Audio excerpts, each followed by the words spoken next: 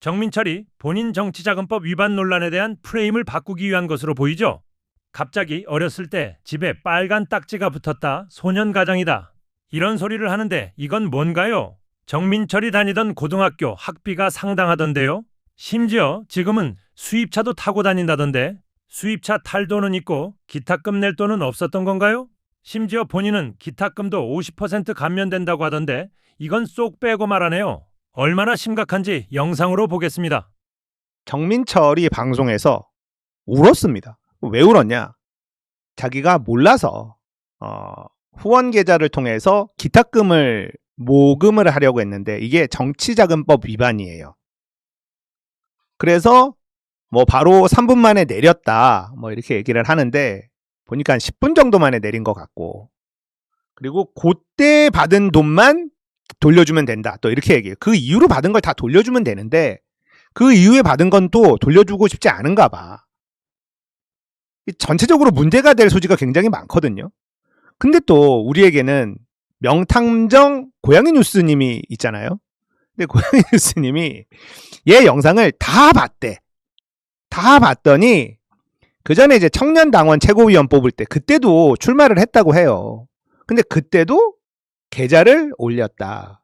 그럼 그때 받은 돈도 정치자금법 위반 소지가 다분합니다.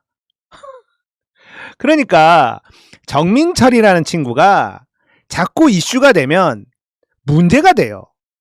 그러니까 이번에 내가 몰랐다 하고 그냥 끝내고 다음을 노리면 돼요. 근데 그걸 안 하네? 근데 그런 이유가 있을 거 아닙니까? 포기하지 않는 이유가 있을 것 아니에요. 근데 대통령이 기타금 좀 깎아주자. 헐. 이상합니다. 뭔가 이상해요. 시사잼 유튜버 아시죠? 제 것도 쇼츠 많이 만들어주고 계시고 굉장히 고맙게 생각하고 있습니다. 시사잼님이 글을 썼는데, 아나 이 새끼 촉법평론가라고 불러줬더니 지가 진짜 촉법인 줄 아나? 민주당 최고위원 출마한다는 놈이 기본 중에 기본 개인 후원 계좌로 돈 받으면 안 된다는 것도 몰랐어? 그런 놈이 최고위원 하겠다고 덤볐어? 그리고 실수했으면 깔끔하게 인정하고 다음에 잘하겠다, 청년다운 패기로 위기를 극복할 생각을 해야지. 감정에 호소하면서 울어? 요즘 청년들은 감성파리가 먹히나 봐. 어린 시절 빨간 딱지 소년가장 스토리가 지금 나올 타이밍이니? 네가 청년 타이틀 떼고 네 실력으로 최고위원 당선돼서 성공 스토리에 나와야 되는 거 아니야? 네가 잘못한 사실에 대해 사과할 거면 깔끔하게 네 잘못만 시인하고 끝내야지.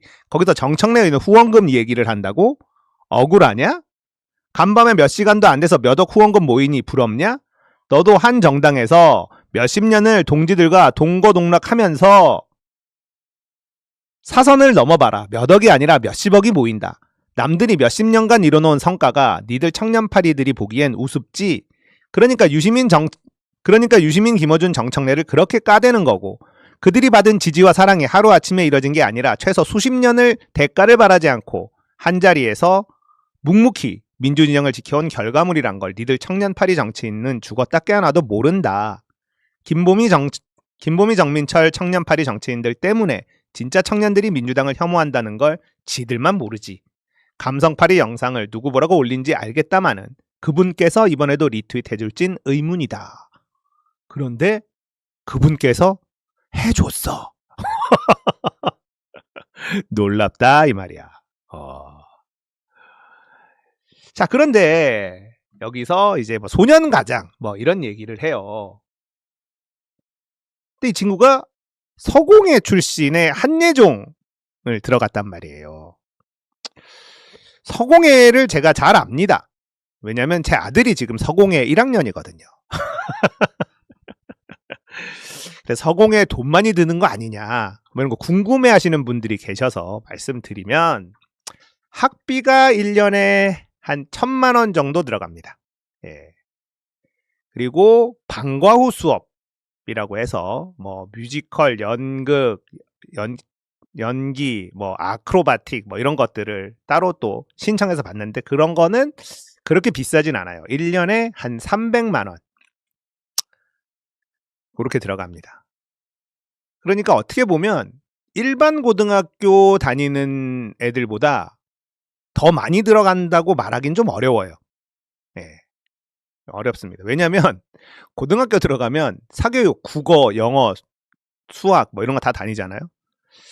모르겠습니다. 저희 동네는 고등학생 되면 국영수면은 과목당 한 50만 원 정도 하더라고요. 예. 그래서 국영수, 과학 뭐 이 정도만 다녀도 한 달에 사교육비로면 한 150에서 200만 원 정도 요즘 고등학생들이 깨집니다. 요즘 그래요. 근데 이제 뭐 그런 걸 안 하니까 비슷하거나 오히려 더 쌀 수도 있어요. 서공에 다니는 게. 본인은 실용음악과, 서공의 실용음악과를 나와서 한예종 연극 쪽을 갔더라고요. 한예종 가는 거면 어렵습니다. 공부도 잘해야 되고 쉽지 않아요. 우리 아들은 한예종은 진작에 포기를 했더라고요. 왜냐? 거기는 수학을 본다. 수학책을 집어 던졌거든. 그래서 한예종은 아예 제껴놓고 이제 수학을 안 보는 이제 대학들만 보고 있어요.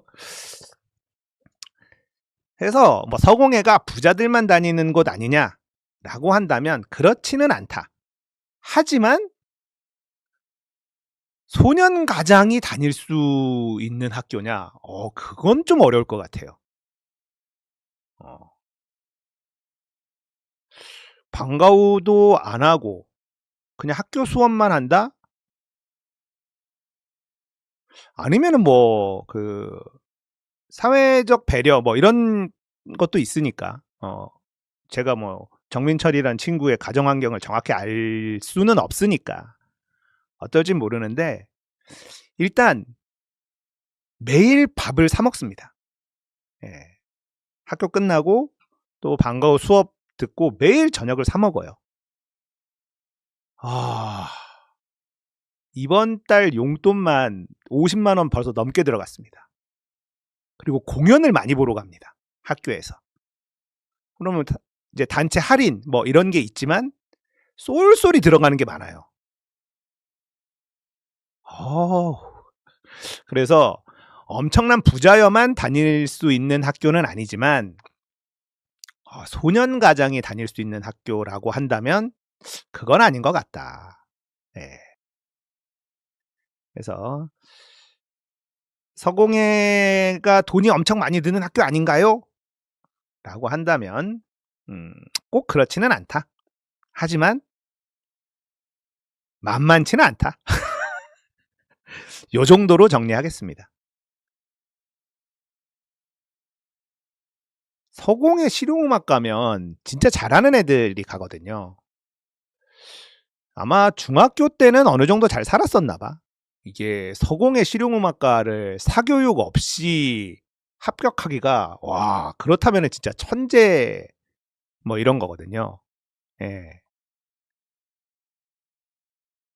그러면은 중학교 때는 어느 정도는 그래도 살았다. 서공에 가려면은 일단은 입시 학원, 실기 입시 학원을 다녀야 되는데 입시반은 또 좀 비쌉니다. 예. 그리고 서공회가 이게 특목고라서 정부 지원이 거의 안 돼요. 그래서 점심만 나오고 교복도 비쌉니다.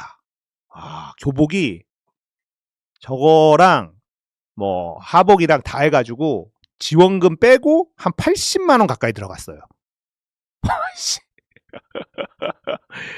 야, 씨. 그래요. 예. 아무튼 그렇다는 거. 제 아들이 지금 서공회를 다니고 있으니까. 근데 카톡이 와요, 저녁 때. 돈 좀 붙여달래. 야, 너도 돈 붙여준, 돈 용돈 주지 얼마 안 됐잖아. 밥 먹어야 된대. 밥 먹는데 달라 그러는데 돈을 안 줄 수가 없잖아. 근데 이러는 거예요. 친구들하고 저녁 시간 때 마라탕을 먹었는데 음료수를 안 시켜 먹었다는 거야. 아끼려고. 야, 그 얘기를 듣는데 돈을 안 붙여줄 수가 있어야지. 근데 야 마라탕 같은 걸 꼭 먹어야 되니? 비싼데? 친구들이 먹자 그러는데 안 갈 수도 없잖아. 근데 마라탕은 자기가 재료를 담는 만큼 돈이 나오잖아요. 조금밖에 안 담았다는 거야.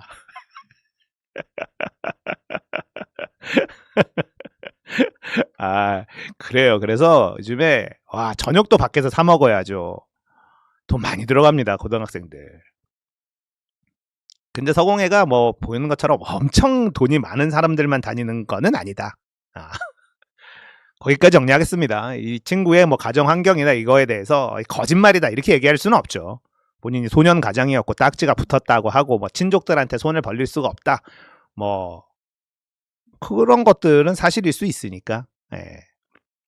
이재명 대통령은 그 과정에서 직접적으로 이것과 관련해서 책임을 진다거나 비난이나 검찰개혁이 잘 안 된 부분에 있어서, 왜냐하면 검찰개혁이 잘 안 된 부분에 있어서 저부터도 일단은 김민석 총리한테 책임을 묻죠. 형식은 그게 맞잖아요. 총리실 사내에 있었으니까. 요 부분은 이제 저도 검찰개혁에 국한하면 이재명 대통령이 사실은 되게 시원시원하게 국정을 운영하는 스타일인데 검찰개혁과 관련해서는 왜 그런 모습이 안 보일까 좀 생각을 하고 있었던 부분인데, 굉장히 제가 생각하던 것보다는 이제 좀 세게 질타를 유시민 작가가 했습니다. 그 표현의 수위까지는 다 동의하지 않더라도 저도 비슷한 것을 느끼고는 있었다 라는 거고, 맞습니다. 이게 대통령 공약이었기 때문에 대통령이 생각이 바뀌었으면 대통령이 직접 나와서, 혹은 대통령이 아니더라도 대통령의 지시를 받은 청와대 참모가 나와서 국민들한테 발표하고 설득을 하는 과정이 있어야 됩니다. 근데 이제 더 큰 문제는 그게 없었고 뭉개는 형식으로 자꾸 가요. 야, 정부가 할 테니까 국회는 손 떼. 정부가 알아서 할게. 야, 시끄럽잖아. 조용히 해. 당분간. 정부가 할 때는 니들 조용히 하고 있어. 그래서 믿고 쳐다봤는데 정부조직법 어떻게 나왔죠? 거의 저처럼 검찰개혁을 강하게 원하는 사람들의 뒤통수를 치는 수준으로 나왔습니다. 조금 이따 보지만 지금 보안수사권 두 번째로 또 뒤통수 맞고 있습니다. 애초에 그렇게 했을 거면 처음부터 검찰개혁이 시작되던 처음에 정부는 이런 생각을 갖고 있습니다. 이런 식으로 해보려고 합니다. 왜냐하면 우리는 이런 문제의식을 갖고 있습니다. 이게 검찰개혁의 후퇴처럼 보이지만 그렇지 않습니다. 사실은 이런 문제점을 해결하려면 이렇게 가야 됩니다라고 솔직하게 했어야 되는데 그런 과정 없이 뭉개고 가려고 하다가 정부조직법 정반대로 안 됐고 보안수사권 이제 또 주려고 하고 있죠. 그래서 또 세게 논쟁이 이제서야 붙었습니다. 집권 1년이 넘었는데 아직까지도 검찰개혁이 안 되고 있습니다. 이거 어떻게 할 겁니까? 그러니까 일처리 방식이 검찰개혁과 관련해서는 정말 이상합니다. 정말 이상해요. 다른 이재명 대통령의 행정 스타일을 보세요. 검찰개혁만 이상하게 다릅니다. 검찰개혁 안에서도 예를 보세요. 위험을 외주화했다라고 하는데 이재명 대통령이 그 부분은 저도 굉장히 이재명 대통령한테 다시 이렇게 좀 찬사를 보냈죠. 어떤 부분이냐면 검찰개혁에서 특사경 수사 지휘 권한 부분. 검사들이 특사경에 대한 수사 지휘 권한을 갖는데 이거 문제다. 없애야 된다. 검찰개혁 하려고 하면. 제가 주장을 했었죠. 근데 그 부분에 대해서 이재명 대통령이 어떤 스타일로 접근했습니까? 국무회의 때 정성호 장관을 사실상 깠죠. 그거 검사가 왜 특사경 수사 지휘 권한 갖고 있어야 되느냐. 그게 왜 필요 있느냐. 라고 얘기한 다음에 그 다음 그냥 삭제해버렸습니다. 거기에 뭐 수기를 하자, 뭘 천천히 생각을 해보자, 무슨 뭐 토론을 하자, 이게 없앴을 때 이런 단점이 있는데 이러면서 뭐 싸우고 이런 복잡한 과정 없었습니다. 그냥 이재명 대통령이 그렇게 밀어붙이고 삭제하고 깔끔하게 결정됐고 박수 쳤죠. 그러니까 이재명 대통령이 공이 될 수 있는 부분은 그렇게 과감하게 처리를 하는데 검찰개혁은 지금 그런 모습이 안 보이고 있는데 저는 대통령, 청와대 그리고 정부가 조금 더 지지자들에게 솔직하게 자신들이 갖고 있는 문제의식이면 문제의식, 개혁이 후퇴하는 거면 후퇴하는 거대로 설명을 했어야 되는데 이미 그 타이밍을 놓쳤습니다.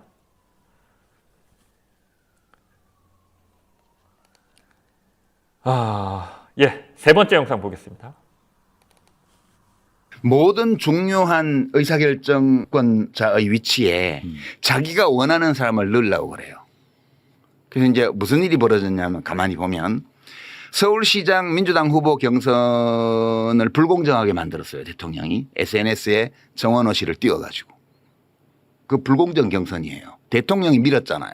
좀 이럴 때 좀 옆에서 좀 순환 좀 시키세요. 아, 나도 그러니까 유 작가의 그 의견을 다 동의하진 않아요. 그러니까.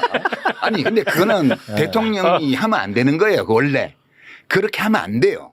그렇게 하면 안 되고 그다음에 경기도지사 경선에서도 명픽이라고 자칭하면서 뛰어다녔는데 어떤 후보가 그거에 대해서 청와대에서 아무 조치도 안 했습니다. 그러니까 우리가 그 조치하면 또 개입한다고 하실 거예요. 아니지. 명픽을 팔지 못하게 해야지 청와대 민정실에서. 그건 안 되는 거예요. 이제 그런 거는 적극적으로 이제 청와대에서 나선 건 아니죠. 그런 방식으로 개입한 게 많아요. 조정식 의원이 하반기 국회의장에 도전할 거라는 거는 만인 공제의 사실이었어요. 네, 맞아요. 그런데 그 사람을 그 정치인을 정무특보를 시켰습니다. 그리고 그 정무특보가 결국은 국회의원들끼리 뽑는 선거에서 국회의장이 됐어요. 그러니까 국회의장을 명픽을 넣은 거예요.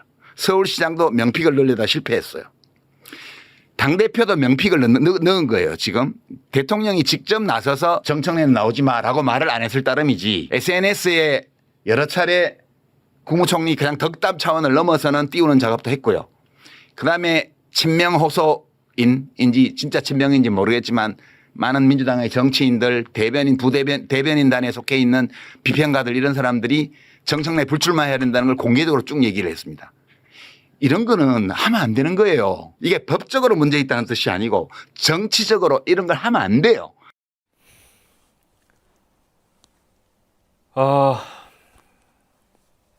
예, 이 부분 많은 분들이 공감하실 겁니다. 이 부분은 지금 친명을 자처하는 사람들도 반박하기 쉽지 않을 부분이라고 봅니다. 사실상 정원호를 이재명 대통령이 띄운 거 맞죠? 예, 띄운 거 맞습니다. 콕 집어서. 그래서 그 에너지로 민주당의 서울시장 후보가 됐죠. 저희가 뭐 거기에 적극 동참을 했죠. 지지자들이 이재명 대통령이 저렇게 띄워주니까. 근데 그 결과는 참패였습니다. 서울시 시의원, 서울시의 구청장들, 민주당이 다 이기는데 서울시장을 졌습니다.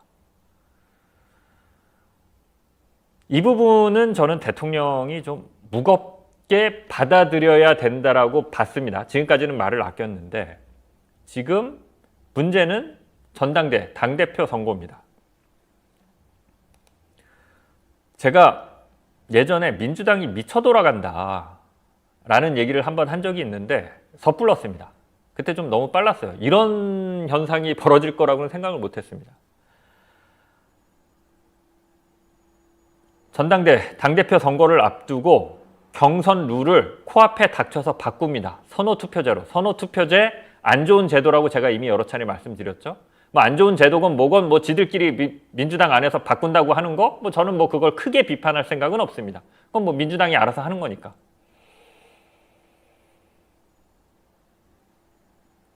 소수결로 결정을 했다라고 합니다. 이게 미친 거죠. 어떻게 소수결이 민주주의가 됩니까? 독재지. 미쳤습니다, 민주당이. 진짜 미쳤어요. 정신줄 났습니다, 단체로.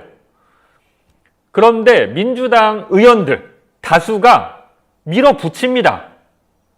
소수결로 결정이 됐는데 우리가 옳기 때문에 그건 그대로 가는 거고, 나중에 청년 얘기도 해야 되는데, 청년 최고위원을 최고위원회에서 안 받았다고 그걸 갖고 또 난리를 칩니다.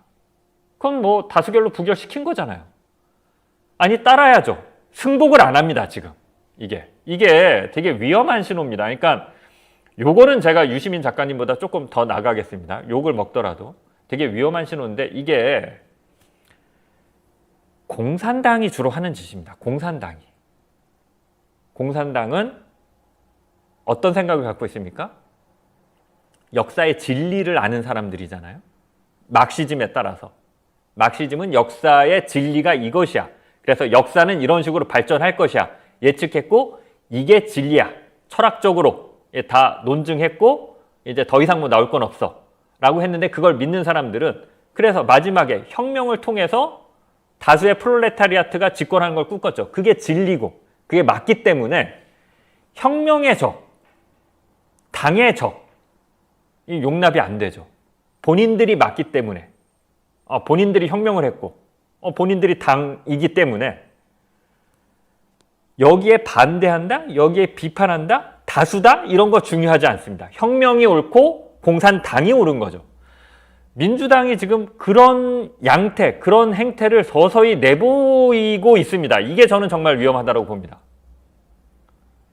민주주의는 기본적으로 다름을 인정하고 토론을 통해서 간극을 좁히고 그래도 안 되면 다수결을 통해서 결정하고 승복하는 겁니다. 간단합니다. 민주주의는.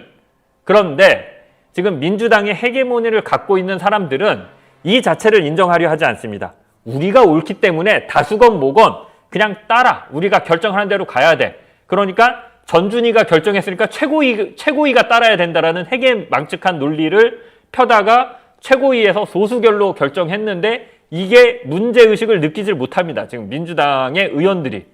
미쳤습니다. 이게 뭐 하는 짓이죠, 이게? 이게 있을 수 있는 일입니까? 이게 국힘이 그런다고 생각해 보세요. 국힘. 우리가 얼마나 조롱하고 비웃겠습니까? 근데 지금 민주당이 그러고 있어요. 최고위원회에서. 당대표 룰을 갖고. 이러면 정말 안 됩니다. 이러면 정말 안 되고요. 이재명 대통령이라도 나서서 여기에 지금 빨리 제동을 걸어야 됩니다.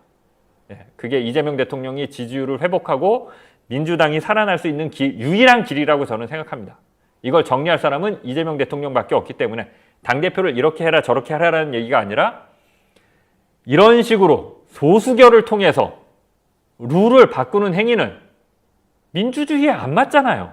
이 정도는 청와대가 나서서 지적하고 좀 정리를 해줘야 된다고 저는 생각합니다.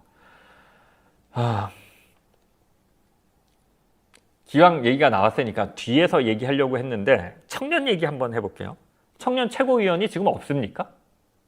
정청래 당대표 체제 하에서 최고위원회에 청년 최고위원이 없어요? 있잖아요. 이게 당대표 선거 앞두고 급조해서 청년 최고위원회를 지명직으로 해서 만들자. 이게 청년들한테 무슨 호소력이 있습니까? 예? 저는 이거는 진짜 제가 몇 번 계속 얘기하는데 저는 그냥 민주당 의원들이 죄송한 표현이지만 좀 머리가 나쁜가? 이런 생각도 듭니다. 청년들한테 어필하기 위해서 제가 정책 제안을 좀 할게요. 무슨 청년 최고위원을 만들겠다 이런 거 하지 말고요. 이런 거 하지 말고 그거는 하려고 그러면 천천히 잘 설계해서 하시고요. 이렇게 급조해서 하지 말고 김민석 후보도 있고 정청래 후보도 있는데 청년들한테 어필하고 싶으면 송영길 후보도 있고 이런 것들을 좀 공약으로 내세요. 뭐냐면 청년들이 생애 첫 차를 살 때 소득세, 취득세 다 면제해 주겠다. 청년들이 생애 첫 차를 살 때. 좋잖아요. 예? 특히 남자들, 민주당이 20대, 30대 남자들한테 호소 못한다고 하는데 남자들이 주로 자기 명의로 차 많이 사니까 처음에 신나서 20대, 30대 돼서 이제 뭐 첫 직장 취직해서 차 산다라고 할 때 중고든 뭐든 그거 생애 첫 차야? 네 명의로 사는 첫 차야? 세금 다 면제해 줄게. 이런 걸 하세요. 개발해서 이런 걸 공약으로 내세요. 그래야 어필을 하지 2030한테 제발 좀. 저는 이해가 안 돼요. 이해가 정말. 예? 그러니까 2030 위해서 할 게 얼마든지 많습니까? 그런 식으로 하면 첫 직장에 가서 뭐 예를 들어서 1년 동안은 소득세가 아니라 그 뭐죠? 근로소득세 내죠. 그냥 소득세, 근로소득세 내는데 그거 절감으로 감면해 줄게. 혹은 생애 첫 직장. 그래서 첫 근로소득세 1년 동안 면제해 줄게. 차라리 이런 걸 하세요. 이런 걸. 예? 이런 걸. 저는 좀 잘 이해가 안 됩니다. 왜 그런 정책은 개발하지 않으면서 진짜 청년들한테 어필할 수 있는 그런 눈에 보이는 혜택이 돌아가는 정책은 하지 않으면서 왜 갑자기 전당대회 앞두고 청년 최고위원을 이런 식으로 신설하겠다 급조하는지, 그리고 그걸 밀어붙이고 이 난리를 피우는지 잘 이해는 안 됩니다. 네 번째 영상 보겠습니다. 노무현 대통령이 한미 FTA 할 때 당시 이제 진보 지식인들 이 먹물들이 엄청나게 반대를 했었다. 돌아보면 노무현 대통령이 맞지 않았냐. 그런 오류를 유시민 작가가 지금 범하고 있지 않을까. 그런 뭐 그렇게 볼 수도 지적을 있죠. 하시는 분들이 많습니다. 그렇게 볼 수도 있죠. 그렇게 예. 볼 수도 있는데 그거는 이제 좀 문제가 다른데 홍사훈 기자님이 그 얘기 하시지 않았어요? 어떤 한미 FTA 절대 안 하겠습니다라고 공약하고 한미 FTA를 한 게 아니잖아요. 이라크 파병 같은 건 절대 안 하겠습니다라고 공약하고 이라크 파병을 한 게 아니잖아요. 지금 검찰개혁 같은 거는 하겠다고 하고 안 한 거잖아요. 이거 차원이 달라요. 뿐만 아니라 노무현 대통령은 사람들에게 이야기할 어떤 정책이 있으면 대통령 본인이 직접 그 필요성에 대해서 자신의 구상을 말씀하셨어요. 근데 지금 검찰개혁이 이렇게 지체되는 거에 대해서 이재명 대통령이 해명 진짜 제대로 한마디도 한 적도 없고요. 했어요. 뭘 했어요? 아니, 그러니까 저 국민 피해를 최소화해야 된다. 그게 말이 돼요? 그 정도로 이걸 처리할 수 있는 문제라고요, 이게? 예, 이건 뭐 앞에 말씀드렸으니까 지극히 당연한 얘기죠. 대통령의 공약이었으니까 그 뜻이 이 정도로 바뀐 거라면, 혹은 후퇴한 거라면, 혹은 갖고 있지 않던 새로운 문제의식이 생겼더라면 솔직하게 얘기를 했어야 되는데 얘기하지 않았습니다. 당연히 비판이 나올 수 있는 부분입니다. 그런데 이 부분에 대해서는 청와대와 이재명 대통령이 흔히 말하는 입국닷을 하고 있죠. 그냥 되게 오늘도 보니까 청와대가 원론적인 얘기만 내놨습니다. 뭐 수사 기소 분리 원칙은 흔들리지 않는다. 검찰개혁은 뭐 후퇴한 적이 없고 변함없이 가고 있다. 안 됐잖아요. 1년 지났는데 지금까지. 안 됐습니다. 지금까지 1년 지났는데. 네, 그 정도로는 검찰개혁을 바라는 지지자들이 설득될 거라고 청와대가 생각하는 건지 좀 답답합니다. 다음 영상 보겠습니다. 이제 문재인 대통령 만났을 때 구조적 다수라는 말을 했죠. 썼죠. 예. 네.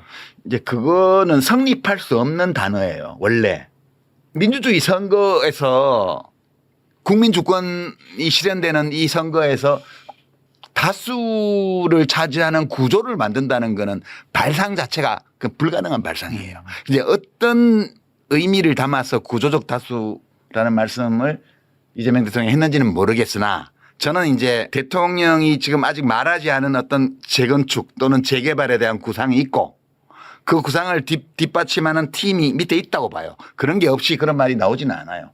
근데 그 팀의 기획 수준이 되게 형편없어요. 너무 수준이 낮아요.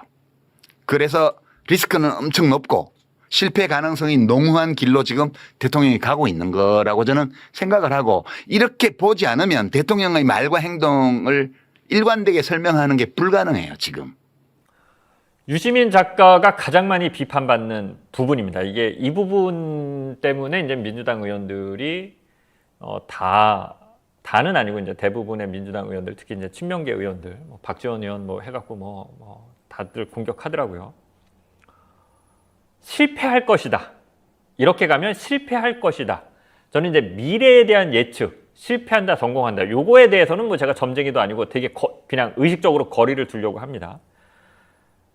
실패할 것인지 성공할 것인지는 모르겠는데 굳이 저보로 하나 선택하라 그러면 저도 유시민 작가님처럼 실패할 것 같습니다. 이렇게 간다라고 하면. 이미 많은 지지자들이 마음이 식었고 등을 돌렸고 검찰개혁도 안 하는데 검찰개혁도 안 해서 민주당의 오래된 지지자들은 마음이 식고 등을 돌리고 있는데 뭔가 정계 개편을 해서 구조적 다수를 만든다? 이게 될까요?